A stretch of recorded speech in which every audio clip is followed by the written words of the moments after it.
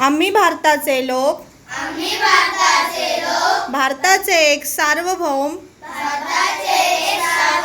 समाजवादी धर्मनिरपेक्ष लोकशाही गणराज्य घडविण्याचा व त्याच्या सर्व नागरिकांस सामाजिक आर्थिक व राजनैतिक न्याय विचार अभिव्यक्ती विश्वास श्रद्धा व उपासना यांचे स्वातंत्र्य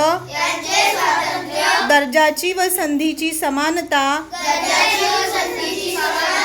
निश्चितपणे प्राप्त करून देण्याचा आणि त्या सर्वांमध्ये व्यक्तीची प्रतिष्ठा व राष्ट्राची एकता आणि एकात्मता यांचे आश्वासन देणारी बंधुता प्रवर्धित करण्याचा संकल्पपूर्वक निर्धार करून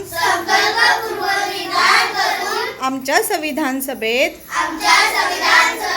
आज दिनांक